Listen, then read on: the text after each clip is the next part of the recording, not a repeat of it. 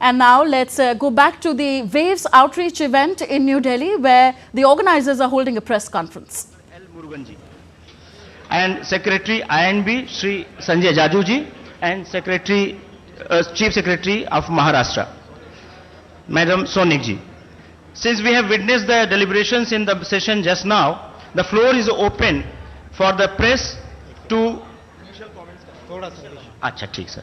So I would request Honorable HMIB to make initial comments. साथियों नमस्ते। English में बोलना है, हिंदी में बोलना है? कैमरा लगा नहीं है? लगा।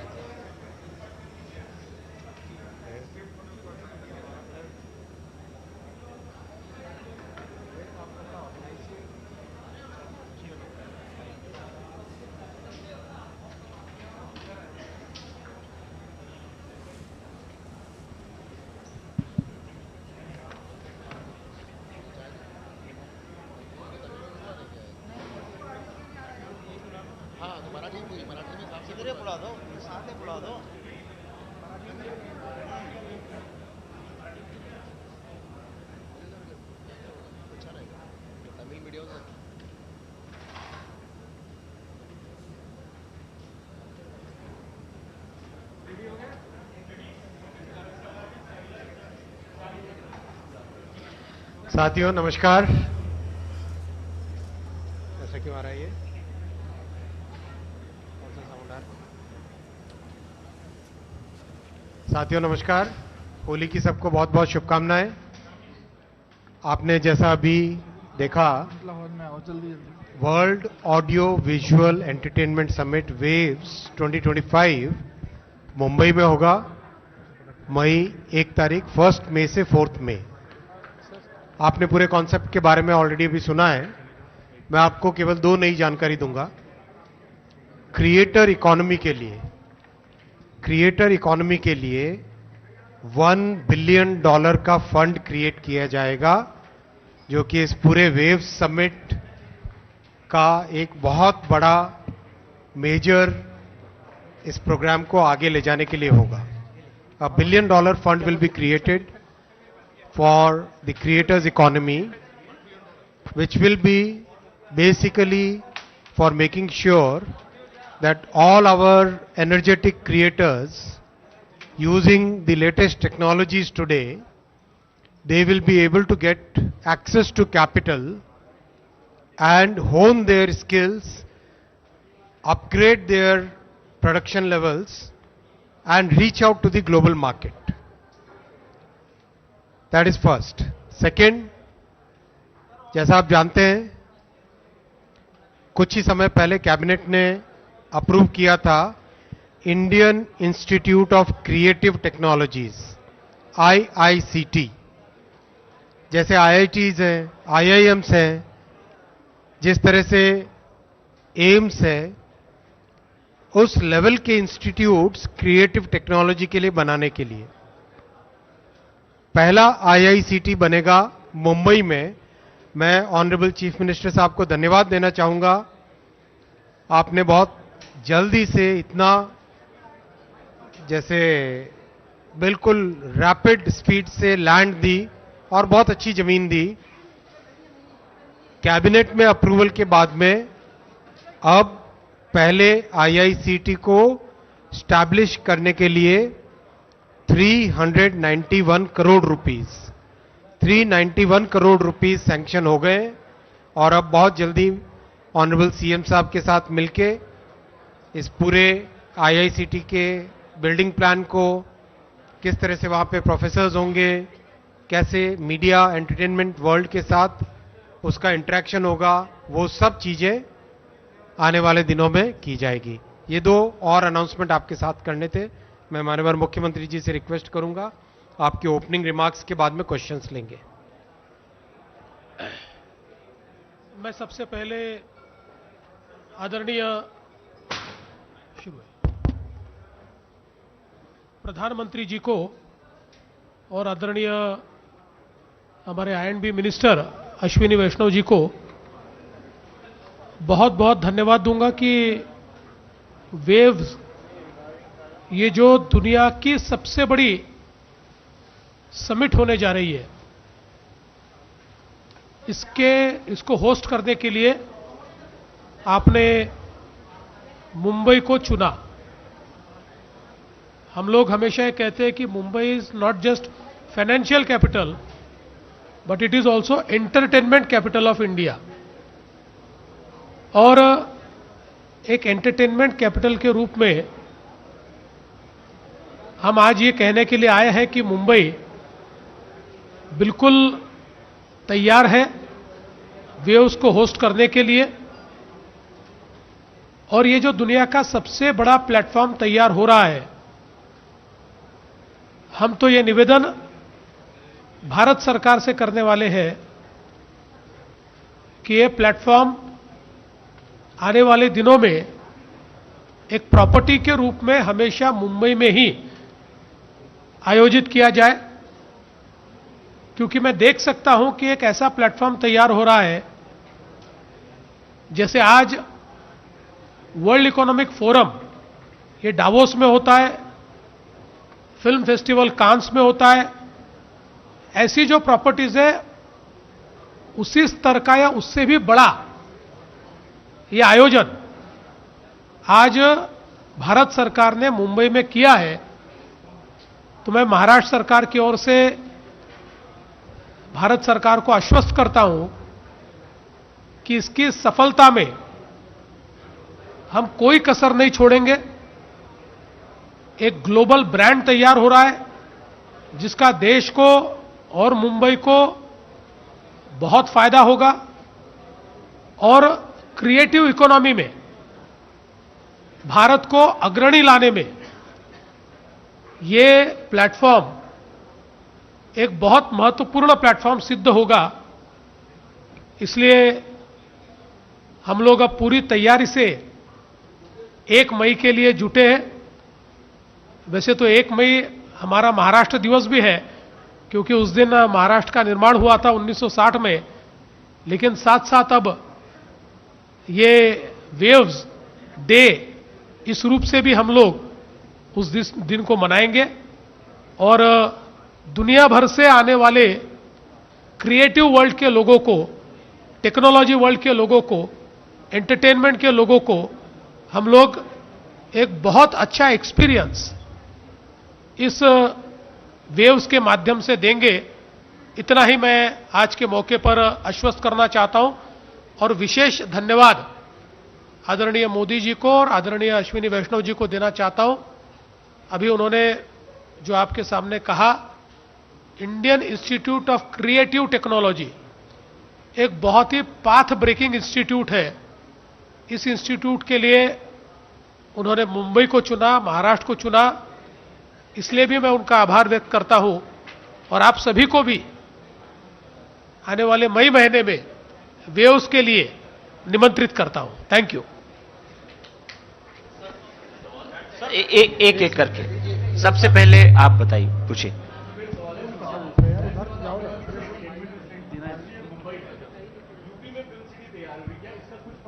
फिल्म सिटी में भी होगा, ऐसा कुछ प्लान है? देखिए, ये केवल फिल्म्स के लिए लिमिटेड नहीं है। फिल्म्स ये इसका एक भाग है, लेकिन मीडिया एंटरटेनमेंट अभी फिल्म से काफी आगे जा चुका है। ये टेक्नोलॉजी है। आज देखिए, फिल्मों के लिए पहले फिल्म बनना महत्व का होता था, अब पोस्ट प्रोडक्शन महत्व का होता है।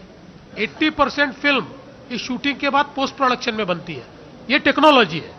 इसलिए ऐसी टेक्नोलॉजी का जो लोग निर्माण कर रहे हैं, ऐसी टेक्नोलॉजी को जो इस्तेमाल कर रहे हैं, ऐसे सब लोगों को यहां बुलाया गया है। तो मुझे लगता है कि अभी तो ये मुंबई में ही इस समय प्लान किया गया है। आगे भारत सरकार उसको और एक्सपांड करने का विचार कर सकती है। एएनआई से, और अपना परिचय भी दीजिए, नाम और परिचय प्लीज दीजिए।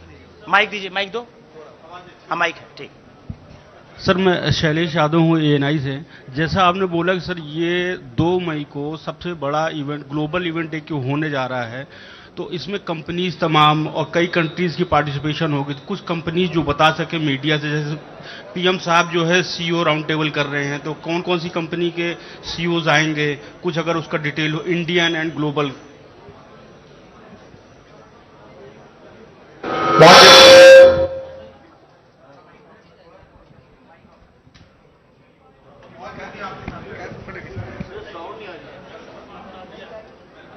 इधर पीछे दूरदर्शन से आप पूछिए। सर, मैं शैलेंद्र मिश्रू, मेरा एक सवाल है। आपने कहा $1 बिलियन का एक फंड क्रिएट होगा, तो ये क्या public participation, public private participation होगा? और दूसरा, वेब चैलेंजेस घोषणा की गई, 31 चैलेंज जगह जगह हम देख रहे हैं कि उसके लिए नॉमिनेशन हो रहा है, तो इसके पीछे क्या कॉन्सेप्ट है कि क्या ज़्यादा से ज़्यादा भागीदारी हो तमाम टैलेंट क्रिएटर्स की, है इसके पीछे क्या हो? बहुत ही एक अच्छे सिस्टम, सारे क्रिएटर्स को पार्टिसिपेशन का एक मौका दिया गया है। इसमें देश भर में क्रिएटर्स चैलेंज को देश भर में इसको स्थापित किया गया और करीब 80,000 से ज़्यादा क्रिएटर्स ने इसमें पार्टिसिपेट किया। एक्चुअल पार्टिसिपेशन 25 लाख के आसपास का है। जिन्होंने अपने फाइनल अपना कंटेंट सबमिट किया, सबमिट करके एक लेवल आगे पहुंचे, वो करीब 80,000 के आसपास, 80 है ना, 80,000 के आसपास पहुंचे हैं टोटल, और उसमें से 1,000 फाइनलिस्ट निकलेंगे। तो ये एक बहुत अच्छा एक डेमोक्रेटिक प्रोसेस है जिसमें देश में सबको मौका मिला है। ऑनलाइन प्रोसेस है जिसमें क्रिएट इन इंडिया चैलेंज के तहत लोग अपने एंट्रीज दे पाए। जैसा माननीय मुख्यमंत्री जी ने कहा, प्रधानमंत्री जी का वेव्स के पीछे विजन ये है कि जो क्रिएटिव दुनिया है आज की और जो टेक्नोलॉजी को यूज करके क्रिएटिव कंटेंट बनाती है, उनके लिए ये बहुत बड़ा एक प्लेटफॉर्म बनेगा। तो वो प्लेटफॉर्म फिल्म से अलग है एक तरीके से। फिल्मों के बहुत बड़े ऑलरेडी फंक्शंस हैं, भारत में भी इफ्फी एक बड़ा फंक्शन है, आईफा एक बड़ा इवेंट होता है, वर्ल्ड में कांस है, ऑस्कर है, सब है। ये क्रिएटर्स की दुनिया के लिए बड़ा इवेंट है। सर, मैं विकास चंद्रू, न्यूज नेशन चैनल से। मेरा सवाल है कि दुनिया के कितने देश इसमें पार्टिसिपेट करने जा रहे हैं? और एक ऊपर जानकारी मिली कि टेक्निकल क्षेत्र और मीडिया क्षेत्र के लोग इसमें इनवाइट किए जा रहे हैं। मेरा सर कि टेक्निकल और मीडिया क्षेत्र के लोग बुलाए जाएंगे, इंटरटेनमेंट के भी होंगे, और कितने सेक्टर के लोग इसमें इनवाइट किए जा रहे हैं? करीब करीब 100 देशों से पार्टिसिपेशन हो रहा है।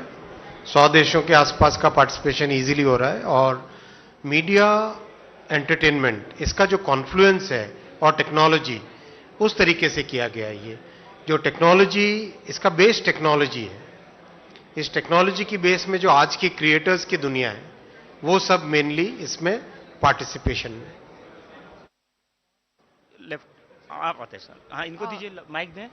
हाँ सर मैं कृष्ण मोहन शर्मा, भारत एक्सप्रेस से। 2 सवाल है, एक फडणवीस साहब से और एक अश्वनी वैष्णव सर से। सर, ये इतना बड़ा मिशन लेके चल रहे हैं कि उसको ट्रिलियन इकोनॉमी करने की बात कर रहे हैं, तो वेव्स का ब्रांड एम्बेसडर कौन होगा? मोदी जी तो ग्लोबल एम्बेसडर हैं, इसका ब्रांड एम्बेसडर कौन होगा? और फडणवीस सर से मेरा एक सवाल है कि ये जो यूनिवर्सिटी बनेगी, इसका कंट्रोल सेंट्रली कंट्रोल्ड होगा या स्टेट कंट्रोल्ड होगा? देखो, इतना बड़ा एक जिसमें पूरी दुनिया भर की इंडस्ट्री को साथ लाना है, उसमें एक व्यक्ति ब्रांड एम्बेसडर नहीं होता है, उसमें कई लोग ब्रांड एम्बेसडर होते हैं। सबसे बड़े ब्रांड एम्बेसडर्स हैं 140 करोड़ भारतीय, वो लोग हमारे सबसे बड़े ब्रांड एम्बेसडर्स हैं। उन 140 करोड़ भारतीयों में से, इंडियंस में से, जो बहुत बड़ी क्रिएटिव ताकत है आज हमारे नौजवानों की, वो बड़े ब्रांड एम्बेसडर्स हैं। हमको इस पूरी जर्नी में गाइड करने के लिए 34 बड़े मीडिया और एंटरटेनमेंट की दुनिया के लोग वो एडवाइजरी बॉडी में हैं, और प्रैक्टिकली इसका पूरे प्रोग्राम का प्लानिंग, एग्जीक्यूशन सारा का सारा इंडस्ट्री की तरफ से हो रहा है। थर्ड रो में अदिति अग्रवाल, हिंदुस्तान टाइम्स। यस, देश भर में टेक्नोलॉजी के क्षेत्र में आईआईटीज ये सबसे महत्वपूर्ण माने जाते हैं, प्रीमियम इंस्टीट्यूशंस माने जाते हैं। उसी आईआईटी की तर्ज पर ये Indian institute of creative technology है, इसलिए जैसे आईआईटी चलते हैं वैसे ये चलेगा। Sir, So here, Aditi Agrawal from Hindustan Times. I have two questions. One, what is on the agenda for the global media dialogue? Are we aiming to come at certain kind of consensus around how media should be regulated, or what is it that globally we can conclude about media and entertainment? And second, when it comes to this $1 billion fund that you announced, you mentioned that it will be done through a public-private partnership. Can you shed some more light on what's the government's role, contribution in it? What is the expected private party's role in it? And if anybody has already committed certain funds? Global media dialogue is a dialogue. I don't know why you keep on getting into regulation.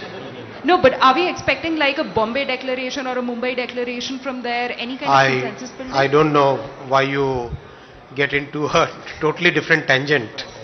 This is a dialogue. Dialogue is a dialogue where people want to exchange their views, they want to share their perspectives, they want to understand what are others' experiences. That is what it is.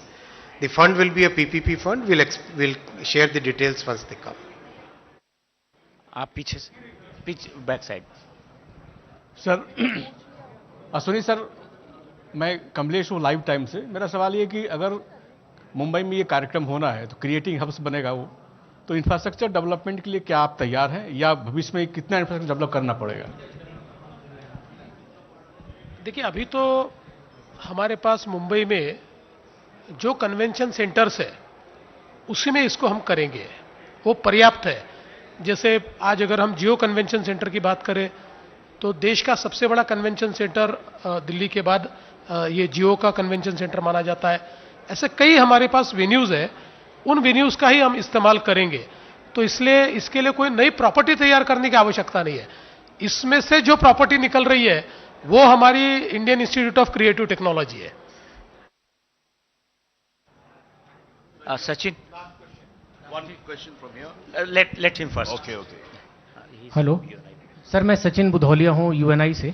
Sir, मेरा सवाल ये है कि जैसे सभी दुनिया में digital content को लेकर के एक उसके सेंसरशिप को लेकर के कई तरह के सवाल भी उठते हैं, क्या ये बड़े लेवल पर कोई रेगुलेशन का भी कोई फ्रेमवर्क फर्दर उसका बाई प्रोडक्ट बनेगा? दूसरी चीज़ कि जो आईआईसीटी है, इसके लिए क्या कोई आपने जगह चिन्हित कर दी है मुख्यमंत्री जी कि यह कैसे बनेगा? दूसरा, इसका कैसा स्वरूप होगा, थोड़ा अगर इसके बारे में बता सकें। इसकी जगह हम लोगों ने चिन्हित कर ली है, और जैसा मैंने कहा कि आईआईटी जैसा है, जैसे आईआईटी बॉम्बे आज देश की सबसे प्रीमियम इंस्टीट्यूट है मुंबई में, आईआईटी बॉम्बे, उसी प्रकार से ये आईआईटी की जगह Indian institute of creative technology होगा।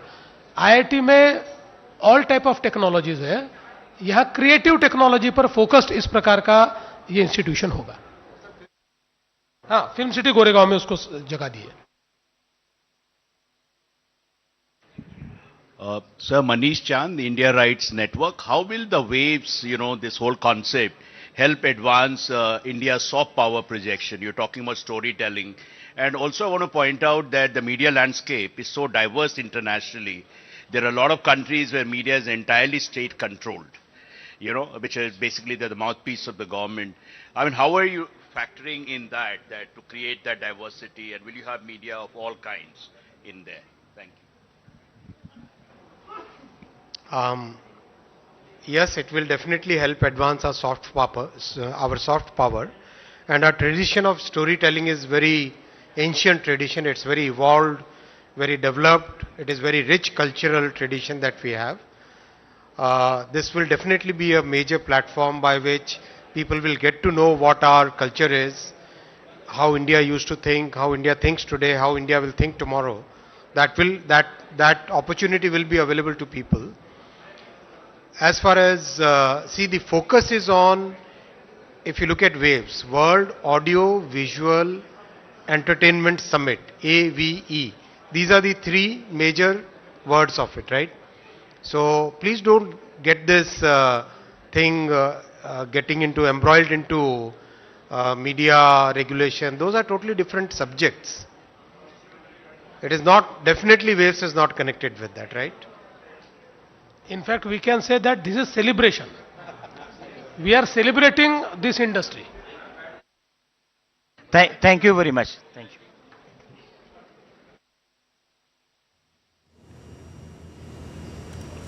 So that was the press conference being organized at the Waves Outreach event, this World Audio Visual and Entertainment Summit 2025 will be held in Mumbai on May the 2nd. The Global Media Dialogue being announced today, for which an MOU between the Government of India's Ministry of Information and Broadcasting and Government of Maharashtra has been signed today. Apart from that, two important announcements have been made that a $1 billion fund will be created for the creator economy, in which these energetic creators will be getting access to capital to upgrade their production skills and reach out to the global market. Second, an Indian Institute of Creative Technology, IICT, will be set up in a film city, Goregaon. This will be on the lines of the Indian Institute of Technology, Bombay, and a fund of 391 crores has been sanctioned for it, and it's going to be a path-breaking institute. That's what has been mentioned in this press conference.